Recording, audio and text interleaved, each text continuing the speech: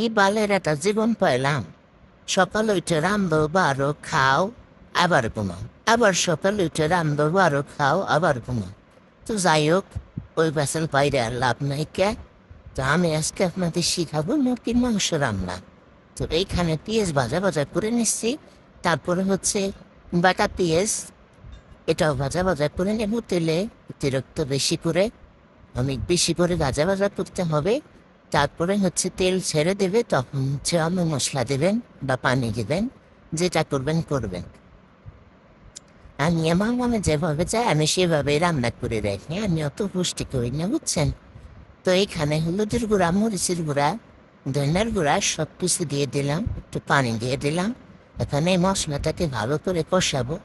কষানোর পরে হচ্ছে এখানে রসুন আর আদা বাটা দিয়ে দিলাম।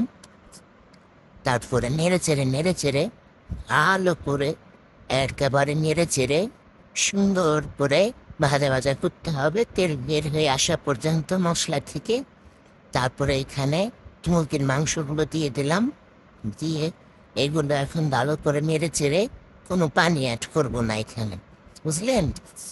এইটা হলো যারা ব্যাচেলার ভাইয়া আছেন, রান্না করতে পারেন না, তাদের জন্য আমার এই ভিডিওটা, বুঝছেন। তা আমি এখানে কোনো পানি অ্যাড করিনি। আর এই মাংসটা যখন ধুয়ে যারা দিয়ে রাখছিলাম তা ঝুড়ির মধ্যে তখনও পানি ছিল না। তো তারপরও এতটুকু পানি এই মাংস থেকে বের হয়েছে, আমি এই পানি দিয়ে মাংসটা কষাবো। তা আমি আর নতুন করে কোনো পানি দিচ্ছি না, শুধু অল্প একটু ঝোলের জন্য পানি দিব। পরবর্তীতে যায় সে যে এখানে আমাদের বাসায় আবার গুড়াগাড়ারা আলু ছাড়া খেতে পারে না, তাই আলু দিয়ে দিচ্ছি।